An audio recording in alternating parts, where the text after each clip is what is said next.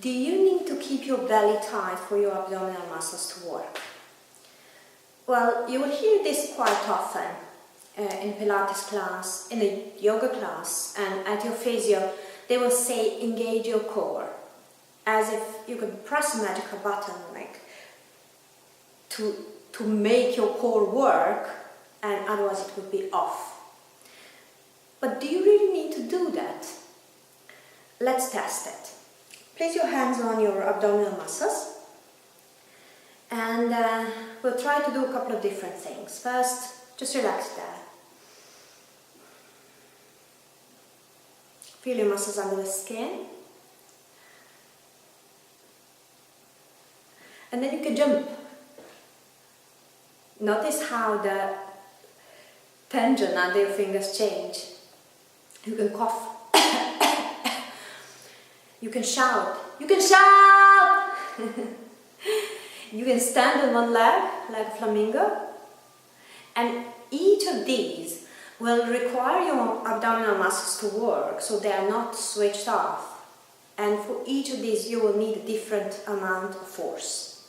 If you pre-brace your muscles, you will always generate the same amount of force, which might be more or less what the specific task requires. Keeping the belly tight also creates a high level of resting tension in your abdominal muscles. And a tight muscle is not the same as a strong muscle, so you don't want the tension in your muscles. A strong muscle means a muscle that is both able to fully contract and fully release. A tight muscle, a tense muscle, will be locked short. And that's why excessive strengthening, so where you keep the muscle in the contracted position for the excessive amount of time, is not good, and it's not what we really want to do. So, for example, if you do hundreds of sit-ups for your six-pack, that is for sure not leading to a strong core and robust functional strength.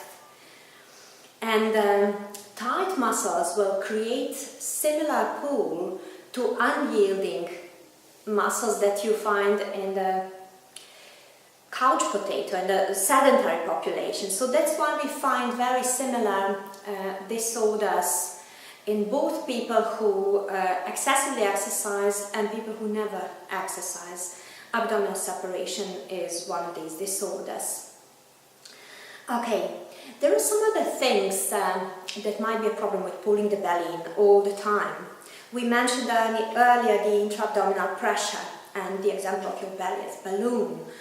When you pull the belly in, you decrease the space and increase the pressure inside your abdominal cavity.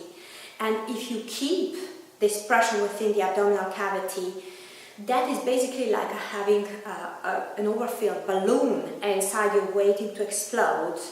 And whenever you get to do something that requires more strength than what you usually use, for example, carrying a piano or birthing babies, you might have the explosion. In other words, you can have these pressure-related disorders like hernias, pelvic floor disorders, abdominal separation being some of them.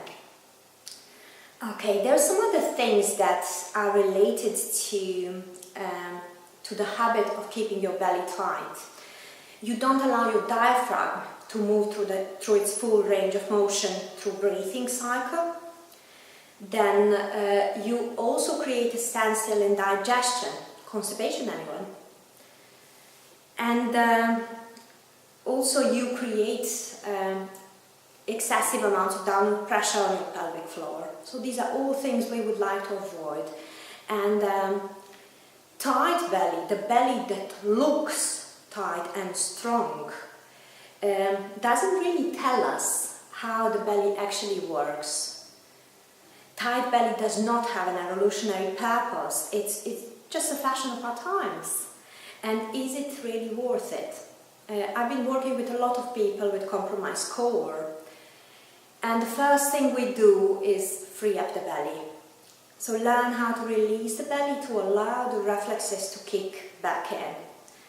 because your abdomen has to be like a tennis player, in a position where he or she can respond to any ball that comes around and run quickly to any corner of the tennis court, able to hit the ball with the right amount of force to get it over the net.